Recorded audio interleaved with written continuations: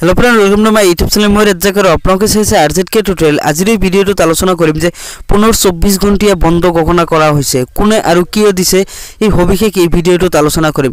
আৰু কোনবোৰ জিলাত এই বন্ধ ঘোষণা কৰিছে সবিশেষ এই ভিডিওটো আলোচনা কৰিম। আৰু আপোনালোকে কোন জিলাৰ পৰা চাই আছে ভিডিওখন সম্পূৰ্ণকৈ আপোনালোকৰ জিলাখনৰ নামটো কমেন্ট বক্সত লিখি দিব, কিয়নো আপোনালোকৰ জিলাৰ কিবা নোটিফিকেশন আহিলে ইনফৰমেশন আহিলে আমি যাতে আপোনালোকক আগতীয়াকৈ আপডেটসমূহ দিব পাৰো। সেইকাৰণে আপোনালোকৰ জিলাসমূহৰ নাম আমাৰ কমেন্ট বক্সত লিখি দিব।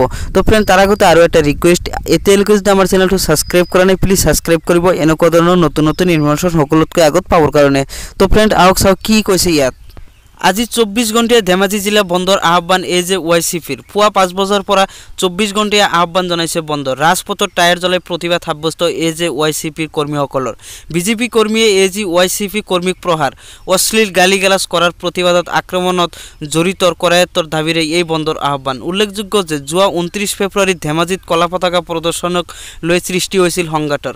ধেমাজিৰ বিধায়ক ডক্টৰ ৰণোজ পেগুৰ উপস্থিতিতে বিজেপি কৰ্মীক প্ৰহাৰৰ অভিযোগ। ধেমাজিৰ পাঁচআলিত বিজেপিৰ গ্ৰাম্য মণ্ডলৰ এক কাৰ্যনিৰ্বাহক সভালৈ আহিছিল বিধায়ক ৰণোজ পেগু। সেই সভাতেই পেগুৰ আগমনক লৈ কলা পতাকা প্ৰদৰ্শন কৰিছিল এজেৱাইচিপিৰ সদস্যই। ধেমাজি জিলাৰ বিজেপিৰ গ্ৰাম্য মণ্ডলৰ কাৰ্যনিৰ্বাহক সভাৰ সমীপত কলা পতাকা দেখুওৱা যুৱ ছাত্ৰ পৰিষদৰ সদস্য আৰু স্থানীয় মহিলাক বিজেপি কৰ্মীয়ে প্ৰহাৰ কৰাৰ অভিযোগ আহিছিল। সেই বিজেপি কৰ্মীসকলক কৰায়ত্ব কৰাৰ দাবীৰে ধেমাজি জিলা যুৱ ছাত্ৰ পৰিষদৰ সদস্য